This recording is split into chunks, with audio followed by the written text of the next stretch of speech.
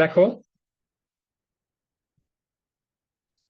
এখন যেটা বলছিলাম দেখো, যে মনে করো পাঁচটা হচ্ছে প্রোটন, ছয়টা নিউট্রন আর পাঁচটা হচ্ছে ইলেকট্রন আছে একটা পরমাণুতে, ঠিক আছে? এর মধ্যে মনে করো এটা হচ্ছে তেজস্ক্রিয় মৌল, এত কম পরমাণু দিতে হয় না, তাও ধরলাম হচ্ছে এটা তেজস্ক্রিয়। এক তেজস্ক্রিয় যদি হয় তো নিউট্রন ভেঙে কি হয়ে যাবে এখানে? Proton plus electron. তোমার কাছে মনে করো 10টা লাড্ডু ছিল, একটা যদি তুমি খাও থাকবে কয়টা? 9টা থাকবে না? 9টা। সেম, এই জায়গায় 6টা নিউটন ছিল, কারণ একটা নিউটন যদি ভাঙ্গে তাহলে নিউটন থাকবে কয়টা? 5টা। 5টা নিউটন। এখন আগে থেকেই 5টা প্রোটন ছিল, নতুন আরেকটা প্রোটন তৈরি হয়েছে না?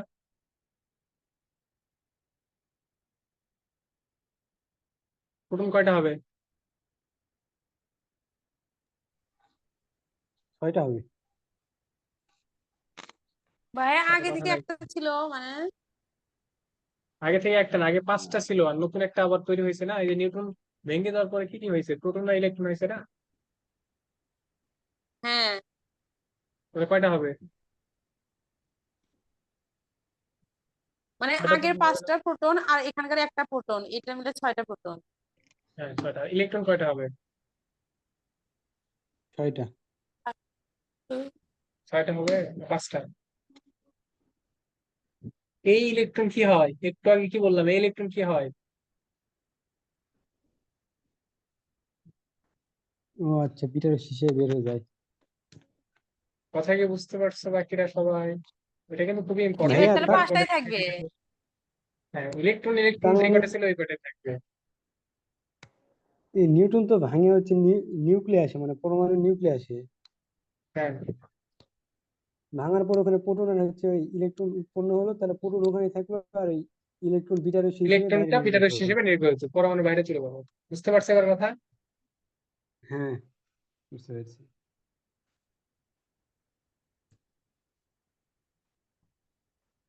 আচ্ছা,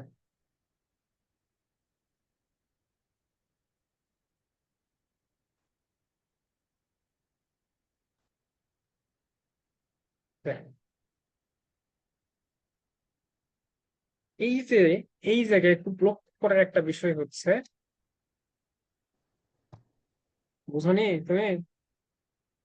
একটু আগে বললাম না ওই যে আগের ক্লাসে, যে নিউট্রন যেটা ভাঙে একটা প্রোটন আর ইলেকট্রন তৈরি হয়, এই ইলেকট্রনটা থাকে না, এই ইলেকট্রনটা বিটা রশ্মি হিসেবে নির্গত হবে। বুঝতে পারছো কথা? এটা পরমাণুর বাইরে চলবে, মনে করো এটা নাই, তাহলে শুধু কি হবে? এই যে একটা নিউট্রন একটা প্রোটনে চলে গেছে না? আচ্ছা যাই হোক, শান্তি, তুমি না বুঝলে আমি পরে আবার বুঝাই দিব, সমস্যা নাই। পরে আমার কাছে ম্যানেজার গুলো আমি তোমার কাছে পরে বুঝাই দিব, না এখন আর সময় স্কুল না, দেখো। এখন আমাকে বলো তো দেখি, প্রথম ক্ষেত্রে এটার ভর কত ছিল, এই পরমাণুর ভর কত ছিল? 11। হ্যাঁ, ভর সংখ্যা পণ্যাতে ভর সংখ্যা ছিল 11। দ্বিতীয় ক্ষেত্রে পরমাণুর ভর সংখ্যা কত? সেম 11ই। 11। এই কোনো ভর, তাহলে কি ভর সংখ্যার কোনো চেঞ্জ হয়? না। আচ্ছা, প্রথমটার ক্ষেত্রে, এই যে প্রথমটার ক্ষেত্রে, আচ্ছা একটা যৌগের নামকরণ আমরা কেমনে করব? মানে হচ্ছে যে সোডিয়াম যে আমরা চিনবো, কিভাবে চিনবো যে এটা সোডিয়াম?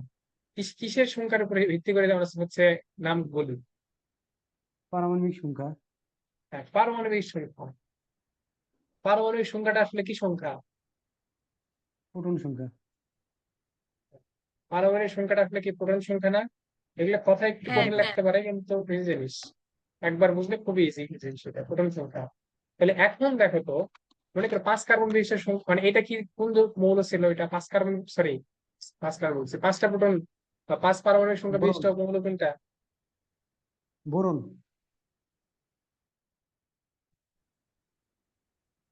কি বললা? বোরন ভাইয়া। হ্যাঁ, বোরন। আর এইটা কি হয়ে গেছে, 6টা প্রোটন হয়ে গেছে না? তাহলে এটা কি হবে? কার্বন। কথা কি বোঝা গেছে? ওই যে তোমরা জি। দেখছিলাম না যে ইউরেনিয়াম ভেঙে হচ্ছে 2টা হয়ে যায় আলাদা আলাদা, হ্যাঁ। ওইটা করে দেখাও। এখন শুধু এইটুকু শুধু মনে রাখো, দেখো তো, তাহলে বিটা রশ্মি নির্গত হলে কি হয়? বিটা রশ্মি নির্গত হলে কি, এই যে আগে যা ছিল তার থেকে কি একটা বেশি হয়ে যায় না? পারমাণবিক সংখ্যা এক হ্যাঁ বৃদ্ধি পায় না? এটা খাতায় ভালো করে হ্যাঁ লিখে রাখবা। এই বিটা রশ্মি নির্গত হলে, বিটা রশ্মি নির্গত হলে পারমাণবিক সংখ্যা এক বৃদ্ধি পায়।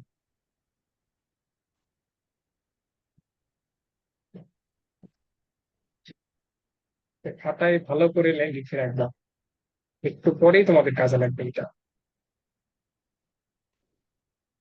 ঠিক আছে? আচ্ছা, এইটুকু হয়ে গেলে তাহলে এখন তোমাদের একদমই ইজি পড়া। এখন আর বলো তো, মৌলিক বল কত প্রকার? 4 প্রকার। 4 প্রকার। হ্যাঁ, 4 প্রকারের মধ্যে তোমাদের এই জায়গায় শুধু আমাদের কি লাগবে? আচ্ছা, 4 প্রকারের মধ্যে সবচেয়ে শক্তিশালী বল কোনটা? সবল নিউক্লিয় বল। সবল নিউক্লিয় বল।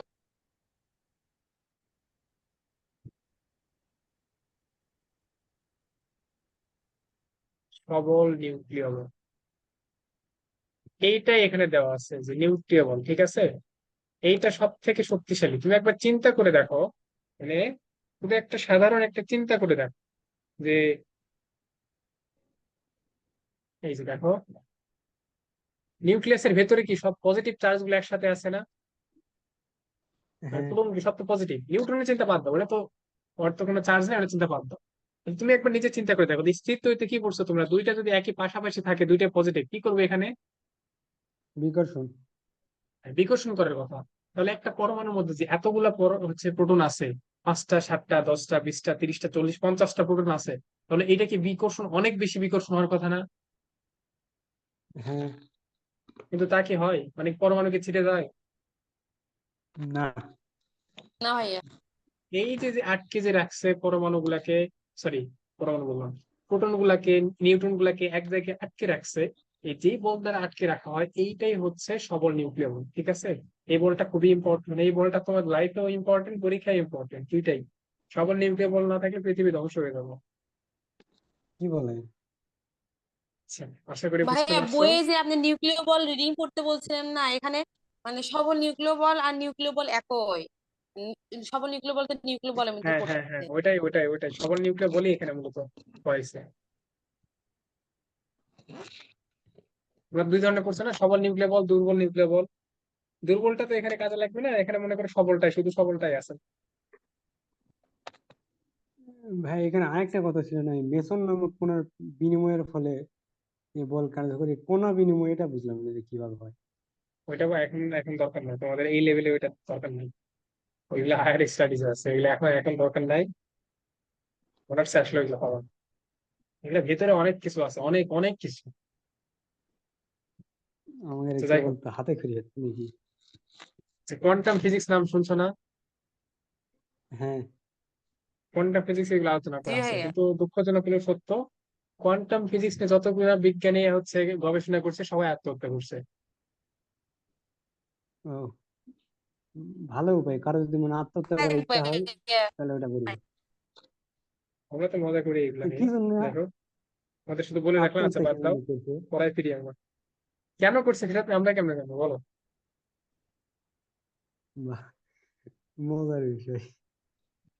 কেন করছে তুমি পড়ো, পড়ে এসে দেখো আমি কেন আর আচ্ছা কি দেখো, বলবো ভাই, তোমরা পড়লে তো হচ্ছে, আত্মহত্যাই করা যায়। দাঁড়াও দাঁড়াও দাঁড়াও, এখন আমরা মেইন পড়াশোনায় যাচ্ছি। এখন চুপ করো, মেইন পড়াশোনায় দিচ্ছি।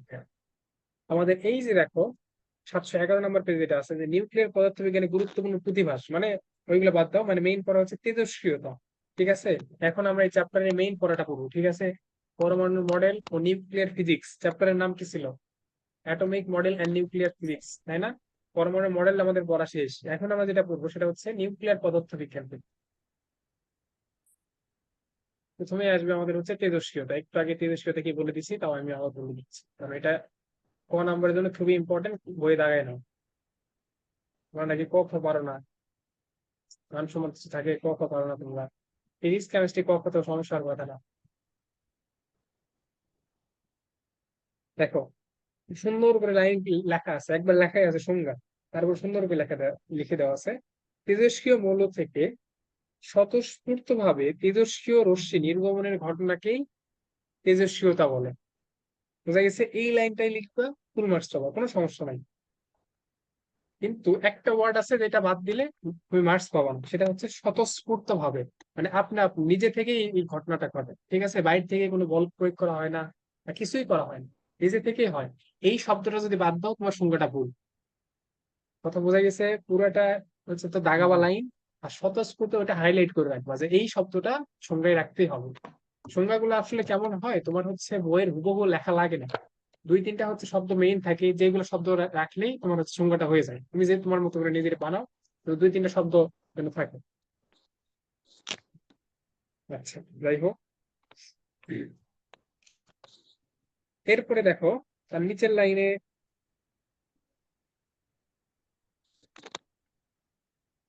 ওই যে ওইটাই লেখা আছে, তেজস্ক্রিয়তা একটি স্বতঃস্ফূর্ত স্বীয় বিচ্ছিন্নকারী অবিরাম কৃতি, এগুলা কিছু লাগবে না। আর পরে আবার আরেকটা লেখা আছে, দেখো আবার নিচে বোল্ড করে লেখা আছে।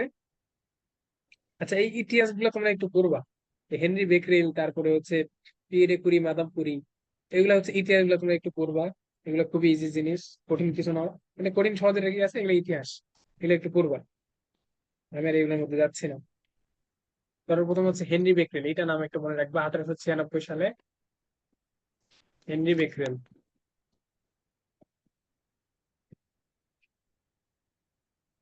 তিনি হচ্ছে তেজস্ক্রিয়তা আবিষ্কার করেন সর্বপ্রথম, হেনরি বেকরেল।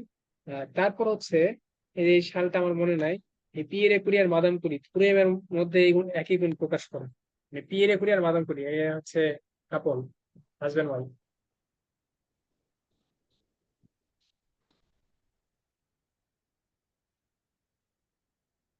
পিয়েরে কুরি আর হচ্ছে মাদাম কুরি, স্বামী স্ত্রী দুজন। তোমরা কি কি চিন্তা করো দেখো, আর এরা আবিষ্কার করতেছে দুজন একসাথে। যাই হোক, দেখো ওদের সংসারে সুখ নাই। কি, ওদের সংসারে সুখ নাই ভাই, এজন্যই তো ইয়ে করতেছে। এটা এটা এটা একদম সত্য কথা বলছে। যাই হোক, বাদ দাও, দেখো এখন দেখো নিচে যেটা আছে, তেজস্ক্রিয়তার কারণ, তেজস্ক্রিয়তা আসলে ঘটেটা কেন, এটা একটু দেখো। তেজস্ক্রিয় একটি স্বতঃস্ফূর্ত প্রক্রিয়া, এটা তো আমরা পড়েই আসলাম। পরমাণু কেন্দ্রে নিউক্লিয়াস থাকে, নিউক্লিয়াসের মধ্যে প্রোটন থাকে, নিউট্রন থাকে, নিউক্লিয় বন্ধন দ্বারা আবদ্ধ থাকে। আচ্ছা, এইগুলা সিম্পল জিনিস, এগুলো হচ্ছে আমি পড়াইছি, তোমাদের আগেই পড়াইছি। হ্যাঁ, এই লাইনটা হচ্ছে সব থেকে এখানে ইম্পর্টেন্ট। কোন কোন মৌলে তেজস্ক্রিয়তা হবে এটা বুঝবা কেমন, মানে সব তো আর হয় না, যেমন আমি তো বললাম, যেমন সোডিয়াম বলো বা হচ্ছে পটাশিয়াম বলো, ক্যালসিয়াম বলো, অ্যালুমিনিয়াম বলো, এইগুলা বললে তো আর হচ্ছে তোমার হয় না। আচ্ছা, দেখে বলো তো সোডিয়ামের ভর সংখ্যা কত, আর আচ্ছা একটা করে বল, সোডিয়ামের এটার ভর সংখ্যা কত? 23, হ্যাঁ, 23, পারমাণবিক সংখ্যা, 11, 11। 11, আর নিউটন সংখ্যা কত? 23 ভাগ 12, 23 মাইনাস 12। 11। তারপর হচ্ছে, আচ্ছা ইউরেনিয়ামই বলি, ইউরেনিয়াম মনে হচ্ছে 92, আর ভর হচ্ছে 235, তাহলে নিউটন সংখ্যা কত? 235 মাইনাস 136, 100, 143। মোটামুটি এরকমই, আমি 143, এক্সাক্ট ভুল হতে পারে। দেখো এখন দেখো, এই পরমাণুর ক্ষেত্রে প্রোটন সংখ্যা হচ্ছে 11টা, আর নিউট্রন সংখ্যা হচ্ছে 12টা। ডিফারেন্স কি খুব বেশি, একটা মাত্র কম বেশি আছে না? আর হ্যাঁ, এইটার ক্ষেত্রে দেখো তো, প্রোটন সংখ্যা কত? 92, নিউটন সংখ্যা কত? 92, 143। 143। দেখো অনেক বেশি ডিফারেন্স না? হুম। এইটা অনুপাত করে দেখো তো কত আসে, মানে নিউটন সংখ্যার প্রোটন সংখ্যার অনুপাত করে দেখো তো কত আসে, 143/92 করে দেখো তো কত আসে, মোটামুটি 1.5 এর মতো আসে নাকি? হ্যাঁ 1.55। হ্যাঁ, আচ্ছা। এখন এই শর্তটাই হচ্ছে, তেজস্ক্রিয় মৌল ওইগুলাই হবে যাদের এই যে নিউট্রন সংখ্যা আর প্রোটন সংখ্যার অনুপাত 1.5 এর বেশি হবে। বোঝা গেছে কথা? খাতায় ভালো করে লিখে রাখো, বইয়ে আছে কিন্তু তুমি খাতায় তাও ভালো করে লিখে রাখো।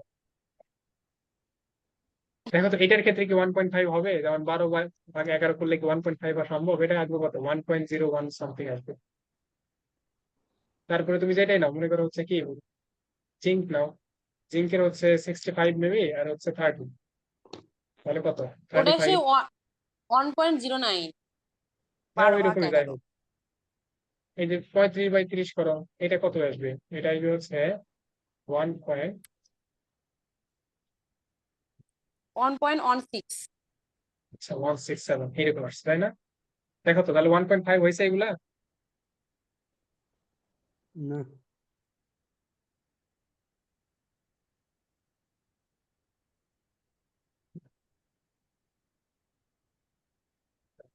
তাহলে কি হবে?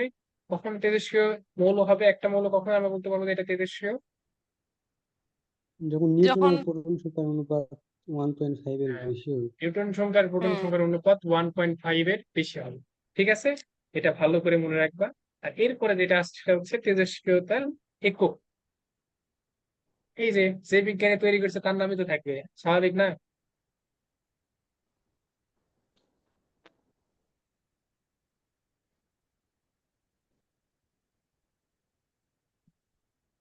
এই তেজস্ক্রিয়তার হচ্ছে দুইটাই আছে। আচ্ছা পরের পেজে আমি লিখি, একক হচ্ছে দুইটা, তেজস্ক্রিয়তার দুইটা একক আছে। একটা হচ্ছে বেকরেল, একটা হচ্ছে কুড়ি। কুড়িটা সাধারণ ইউজ করা হয় না, ঠিক আছে? আর সংজ্ঞাটা শুধু করে রাখবা, দেখো কুড়ির সংজ্ঞাটা শুধু এই যে করে রাখো, এটা আমি একটু লিখেই দিই। 1 সেকেন্ড, প্রতি সেকেন্ড মানে 1 সেকেন্ড। 1 সেকেন্ডে 3.7 ইন্টু 10 সংখ্যক পরমাণু ভাঙ্গনকে এক কুড়ি বলো, ঠিক আছে? এতগুলা পরমাণু চিন্তা করে দেখো, 10 টু দি পাওয়ার 10।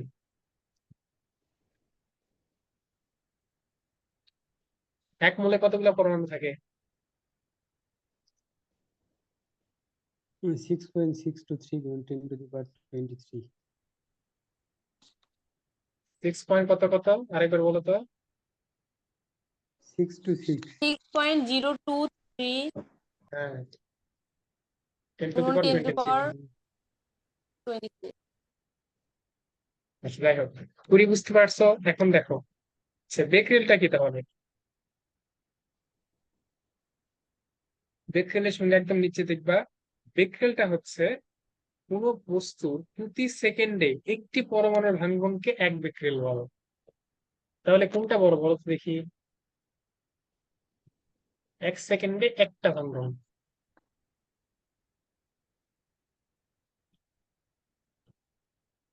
বড় কোনটা? 20। হ্যাঁ কুড়িটা কিন্তু বড়, ঠিক আছে? এটা শুধু মনে রাখবা যে 1 কুড়ি ইকুয়ালস টু, এমসিকিউ রেজাল্ট মনে রাখবা, সি দিয়ে কুড়ি হচ্ছে প্রকাশ করা হয়। 1 কুড়ি equals to 3.7 into 10 to the power 10 becquerel. যাই হোক এইগুলা তেমন একটা কাজের না।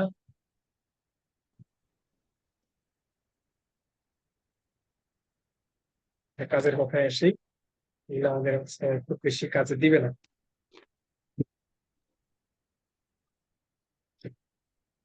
তোমাদের এখন যেটা মেইন লাগবে, এখন একটু সবাই মনোযোগ দিবা, কারণ এখন হচ্ছে আমাদের জিনিসপত্র যেগুলো আছে এগুলো লাগবে আর কি, মানে করতে হবে আর কি।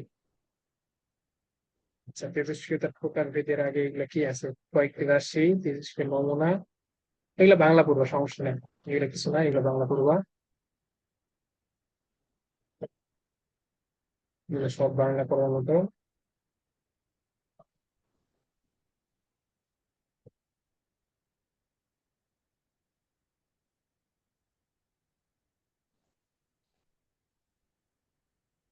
এগুলা তুমি একটু বাংলা পড়ে নিবা, ঠিক আছে? কারণ আমার তো হচ্ছে মানে বাংলা কেন পড়ে বলো, 712 নম্বর পেজের এইগুলা, 713 নম্বর পেজের এইগুলা, এইগুলো একটু তুমি হচ্ছে বাংলা শুধু পড়বা, ঠিক আছে? এগুলো তেমন কিছুই নাই এখানে, মানে পড়ানোর মতো কিছু নাই। এই যে ব্যবহার কি, কোনটা কি, এগুলো শুধু একটু বাংলা পড়বা, বুঝা গেছে? আমি যেটা পড়াবো সেটা হচ্ছে তেজস্ক্রিয়তার বৈশিষ্ট্য, এটা লাগবে, ঠিক আছে? ওইগুলো এমসিকিউ মানে রেয়ার আসলেও তেমন, তেজস্ক্রিয়তার যে বৈশিষ্ট্যগুলো আমি এইগুলা পড়াবো।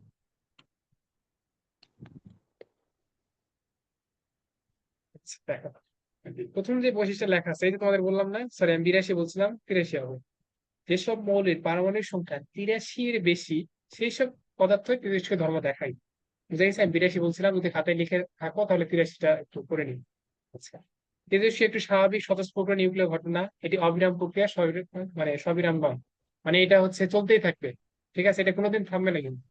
অবিরাম প্রক্রিয়া, স্বতঃস্ফূর্ত ভাবে অবিরাম হতেই থাকবে, হতেই থাকবে, কোনো থামাথামি নাই এটা, আজীবন চলতে থাকবে।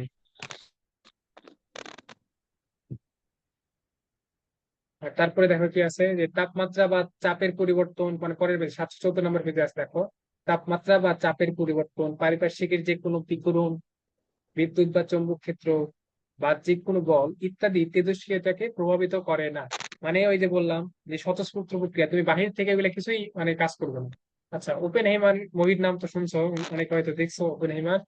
তোমরা অ্যাটম বোমার নাম শুনছো না? হ্যাঁ ওই যে হচ্ছে মারছিল না জি ভাইয়া।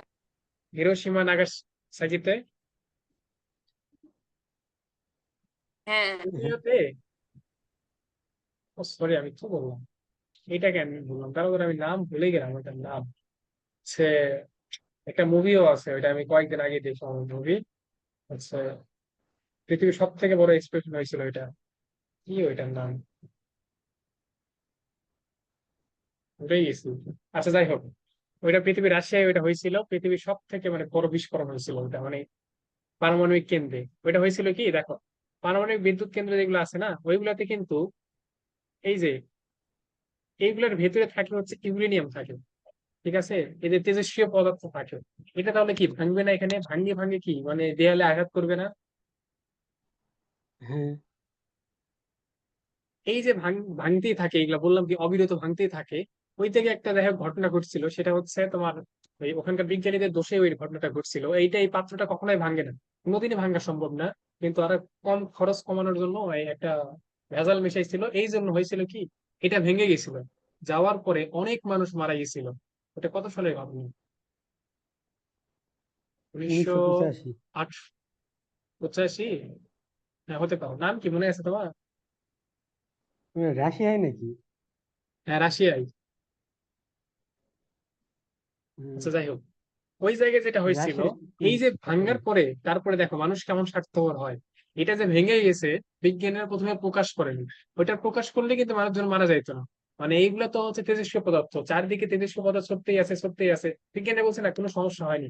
তখন এলাকার মানুষ আর অত হচ্ছে কিছু বলেনি। ধীরে ধীরে এলাকার মানুষের সবার মানে হাত পাত মানে একদম অবস্থা খারাপ হয়ে গেছে। তারপরে ওই এলাকা আজ পর্যন্ত কিন্তু ওই এলাকা নিষিদ্ধ এলাকা, ওই এলাকায় কেউ যাইতে পারে না। আজ পর্যন্ত কেউই যাইতে পারে না। মানে ওই যে এলাকায় যাওয়া মানে মৃত্যু নিশ্চিত। বিশাল একটা এরিয়া আছে, ওই এরিয়া হচ্ছে কেউ যাইতে পারবো, ওই নাম ভুলে গেলাম, নাম মনে করলে তোমাদের বলবো। সব থেকে বড় এক্সপ্লোশন হয়েছিল ওইটা, ছোট্ট একটা বুলেট। আচ্ছা যাই হোক, ভাইয়া ওটা তো মনে হয় দ্বিতীয় বিশ্বযুদ্ধে জাপানে হিরোশিমা নাগাসাকিতেই তো না হয়েছিল। না, রাশিয়ায় না না না, রাশিয়ায় ওইটা রাশিয়ায় বোমা বলছি কি। মারছিল।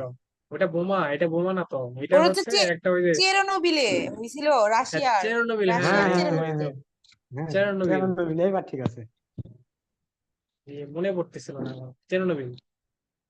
19 এর বই বের করছি কেমিস্ট্রি। ও মাশাআল্লাহ। চেরনোবিলে এই ঘটনাটা ঘটছিল। এটার মুভি আমি তো আছে, বই পারলে এটা পড়তে মুভিটা গেছি দেখো। মানে একেবারে। অনেক কিছু শেখার আছে মুভিতে, পারলে মুভিটা দেখো, মুভিটা অনেক ভালো। যাই হোক, মুভির নাম কি ভাইয়া? মুভির নামই চেরনোবিল। অনেক শেখার আছে। তারপরে তোমার ওপেন হেমার দেখবা, তোমরা সায়েন্সের স্টুডেন্ট, এইগুলা দেখবা। ওপেন হেমার দেখবা, এইগুলা এইগুলা দেখা মাস্ট। মেঘা নামগুলো তারপরে একটু তোমার না হচ্ছে বলেন বলেন। ইন্টারস্টেলার।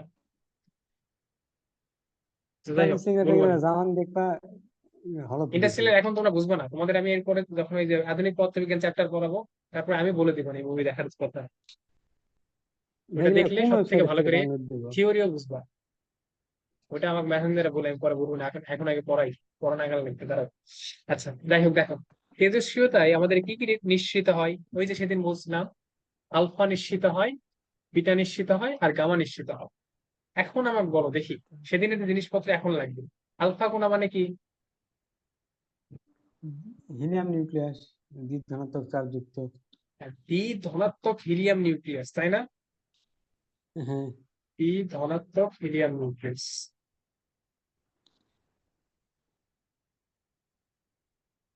আচ্ছা বাংলা লিখলাম না। এই যে হিলিয়াম আছে, হিলিয়ামের ভর কত, সরি ভর সংখ্যা কত?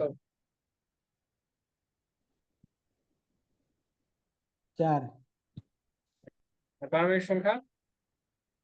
2। আর কি বলছে, দ্বি ধনাত্মক বলছে না, তাহলে এই যে দুইটা ইলেকট্রন ছাড়ছে, এইটা হচ্ছে আলফা কোণ। আর বিটা কোণা কি বলতো দেখি?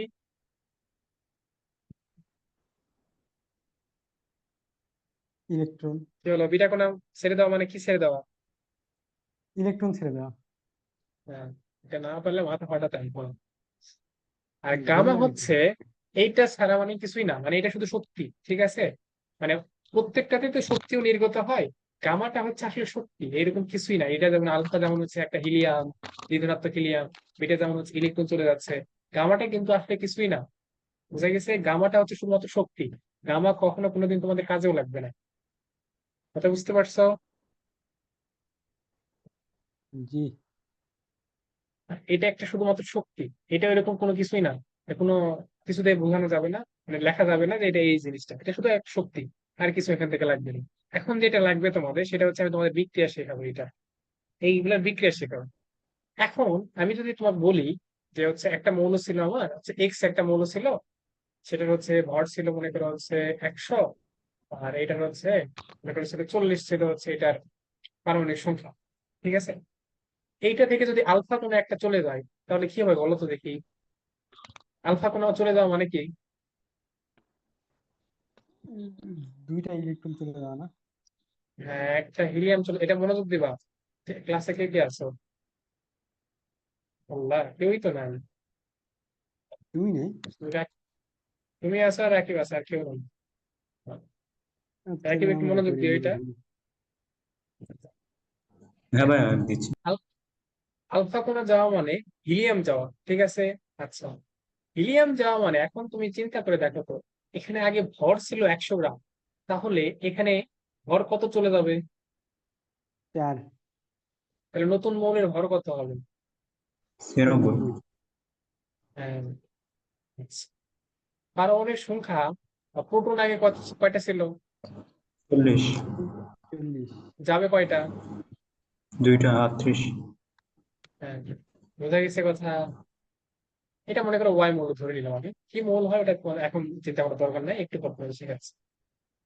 বুঝতে পারছো? তাহলে এখন যদি তাহলে এইগুলা লেখা না থাকে, কোনো বিক্রিয়া যদি এইরকম যদি লেখা থাকে যে এক্স একটা আছে, 100 হচ্ছে ভর সংখ্যা আর 40 হচ্ছে প্রোটন সংখ্যা, এখান থেকে আলফা চলে যায়, তাহলে তুমি ডিরেক্ট কি লিখবে এখানে?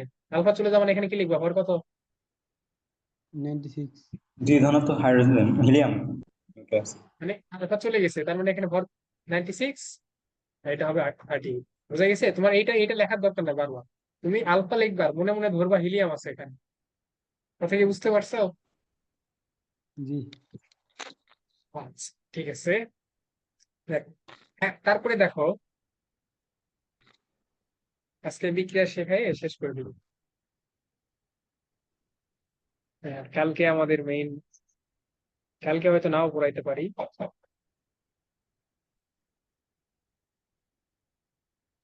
দেখো, এখন আমি যদি বলি কোনো একটা, আচ্ছা 40 দিক, ওটা দিয়ে বারবার বুঝে নিবি, তাহলে তোমাদের জিনিসটা বুঝতে সুবিধা হবে। এটা থেকে বিটা কোণা গেছে, বিটা কোণা গেলে কি হয়? একটু আগে সবকিছু ডিটেলসে বলে দিছি। বিটা কোণা গেলে কি হয় একটা বলো তো দেখি? একটা ইলেকট্রন যায়। ইলেকট্রন চলে যায়। একদম প্রথম কথা নিয়ে যেতে হবে, একটা ইলেকট্রন যায়, কিসের কিসের চেঞ্জ হয় না কিসের কিসের চেঞ্জ হয় না বলো তো দেখি? নিউটনের চেঞ্জ হয়, প্রোটনের চেঞ্জ হয়, কিন্তু ইলেকট্রনের চেঞ্জ হয় না। আমার দরকার কি ভর সংখ্যা আর হচ্ছে প্রোটন সংখ্যা না? তো ভর সংখ্যার কোনো চেঞ্জ হ্যাঁ, হয়? হ্যাঁ হয়। না না, ভর সংখ্যার চেঞ্জ হয় না। হারাবো এখন চেঞ্জ বললে তো তোমার খবর ছিল এখন। এই যে এটাতে কি দেখালাম তখন, যে বিটা কোনো যদি নির্গত হয়, তো একটা নিউটন কমে যায়, একটা প্রোটন বেশি হয়েছে, ভর সংখ্যার কোনো চেঞ্জ হয়? না হ্যাঁ, ভর সংখ্যার চেঞ্জ হয় না। হ্যাঁ, ভর সংখ্যার কোনো চেঞ্জ হয় না, চেঞ্জ কোন জায়গায় হয়? এই নিউটন আর প্রোটনের জায়গায়, প্রোটনের জায়গায় মূলত। প্রোটন না, পারমাণবিক সংখ্যা শুধু বৃদ্ধি পায়, তোমার ওইগুলা দরকার নাই, নিউটন প্রোটন সংখ্যা তো আমি বলিনি। আমার শুধু দরকার পারমাণবিক সংখ্যা আর ভর সংখ্যা, আমরা বিক্রিয়ায় কি দেখতেছি, এই দুটা জিনিসই তো আছে আমার কাছে। তাহলে বিটা যদি চলে হ্যাঁ। যায়, ভর আগে ছিল 100, ভর কত হবে এখন? 100ই হবে। হ্যাঁ, ভর 100 100ই থাকবে, কিন্তু এইটা পারমাণবিক সংখ্যা 40 ছিল, এখন কত হবে? 41। তাকে বুঝতে পারছো? হ্যাঁ হ্যাঁ বুঝতে পারছি। আচ্ছা, খাতায় তোমরা কেমনে লিখে রাখবা, খাতায় সুন্দর করে লিখে রাখবা, ঠিক আছে?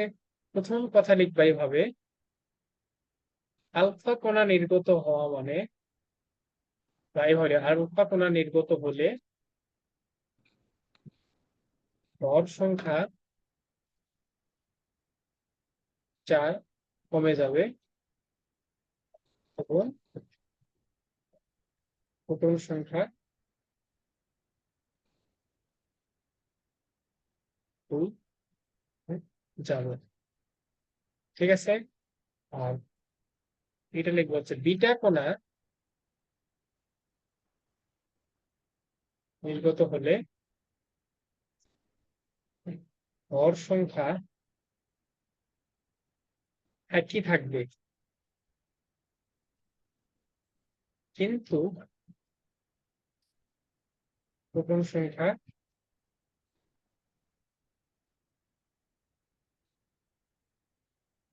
1 বৃদ্ধি পাবে, ঠিক আছে? খাতায় এইটা লিখে রাখবা, তোমাদের ভালো জন্য বলতেছি। বোর্ডের এমসিকিউ, কলেজের এমসিকিউ, ভার্সিটির এক্সামের এমসিকিউ, বুয়েটের রিটেন এক্সাম, মানে এমন কোনো জায়গা নাই যে জায়গায় এই টাইপের কোশ্চেন আসেন। সেটা তোমরা এই চ্যাপ্টার শেষে যখন প্রশ্ন সলভ করতে যাবো তখন দেখবে এমসিকিউতে কতবার যে এগুলো আসছে। এই 2টা লাইন লেখা শেষ, যদি লেখা শেষ হয় তোমাদের আমি অনেকগুলো বিক্রিয়া দেখাবো এটা। হ্যাঁ ভাই লেখা শেষ। আচ্ছা, তাহলে তোমরা হচ্ছে আমার বলো দেখি, মনে করো এইরকম লেখা আছে যে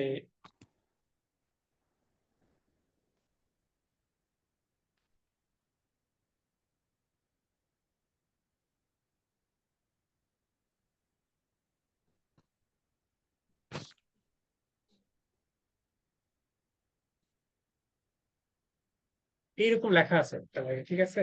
তোমাদের পরীক্ষা এইভাবে আসবে, বলবে এই ফাঁকা স্থানে কি বসবো। এখন তোমাদের আশা করি মনে আছে 9-10 এরকম পড়ছিলাম যে একটা বিক্রিয়া ডান পাশে আর বাম পাশে প্রোটন সংখ্যা ভর সংখ্যা সবকিছু কিন্তু সমান হতে হয়। ওই যে বিক্রিয়া সমতা করো না তোমরা, সেজন্য সমতা করো, দুই পাশে ভর সংখ্যা আর প্রোটন সংখ্যা সমান করার জন্য, তাই না? হ্যাঁ ভাই। আচ্ছা, তাহলে এখন আবার কি করতে হবে, দুই পাশে ভর সংখ্যা আর প্রোটন সংখ্যা সমান করতে হবে। আচ্ছা, তাহলে আমার বলো তো দেখি, আচ্ছা এটা আলফা, কয়টা আলফা দিব? আচ্ছা, 3 আলফা দিলাম, একটু বেশি দিলাম, তাহলে মান ভালো আসবে না। আচ্ছা, এখন বলো এই পাশে তোমার ফাঁকা আছে, মনে করে এই পাশে যেটা আছে তার ভর সংখ্যা হচ্ছে এক্স আর তার হচ্ছে প্রোটন সংখ্যা ওয়াই, এভাবে লিখে নিবা, ঠিক আছে?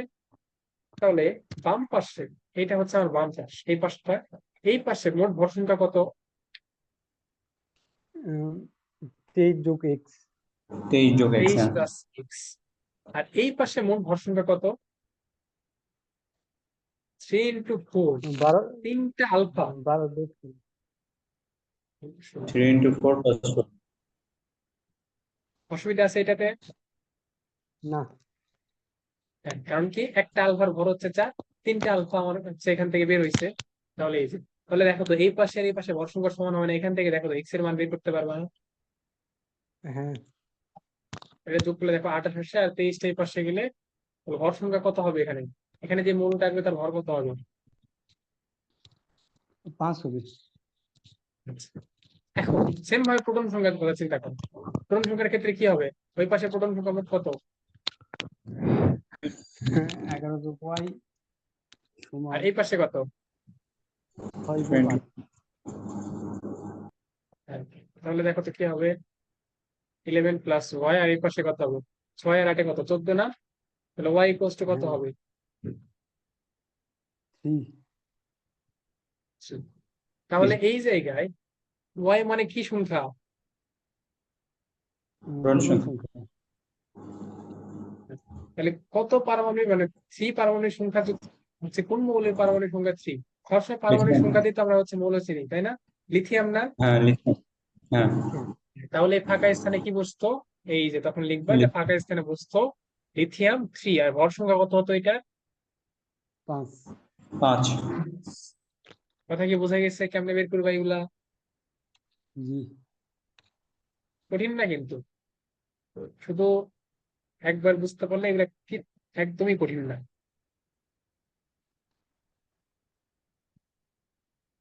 ঠিক আছে এটা? জি ভাইয়া।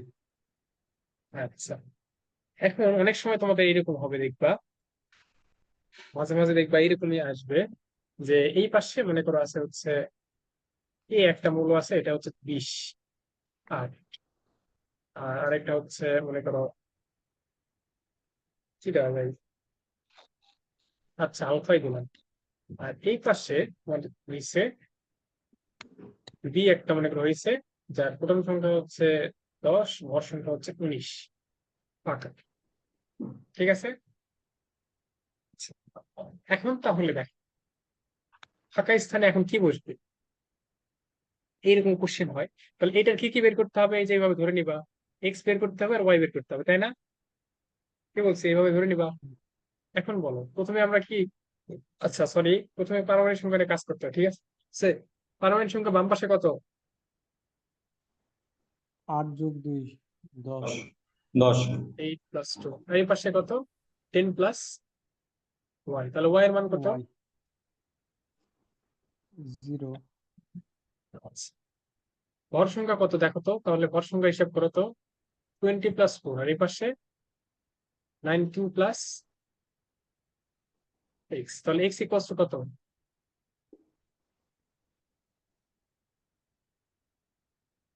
5। 5। আচ্ছা, এখন এমন কি কোনো মৌল আছে যার প্রোটন সংখ্যা 0? মৌল না সমূহ ভাইয়া। কখনো, হ্যাঁ। না। আচ্ছা, কিসের শুধু দেখো তো, একবার চিন্তা করে দেখো তো, কোন জিনিসটা শুধুমাত্র ভর সংখ্যা আছে, কোনো চার্জ টার্জ আর অন্য কোনো কিছু নাই, শুধু ভর সংখ্যাই আছে, শুধু ভর আছে? নিউট্রন। হ্যাঁ, নিউট্রনের কিন্তু শুধুমাত্র ভর আছে। এই এমন একটা জিনিস, একটা নিউটন মানে ভর সংখ্যা হচ্ছে 1। এই নিউটনের হচ্ছে এই যে এইভাবে লেখা হয়। ঠিক আছে, তাহলে এই জায়গায় কয়টা নিউটন বসবে বলো তো দেখি? 5টা। হ্যাঁ, এই জায়গায় তখন এইভাবে লিখে দিতে হবে যে একটার ভর যেহেতু 1, 5 × নিউটন, এটা 0, এইটা হচ্ছে 1। বোঝা গেছে কথা? জি। বুঝতে পারছো? জি ভাইয়া। আচ্ছা, এখন তাহলে তোমরা আমাকে শুধু একটা করে দাও, তাহলে আছে ক্লাস শেষ। এটা হচ্ছে বেরিলিয়াম 94 প্লাস আলফা, এই পাশে হচ্ছে এটা বক্স, আর এইখানে হচ্ছে একটা নিউটন। বলো তো বক্সে কি হবে?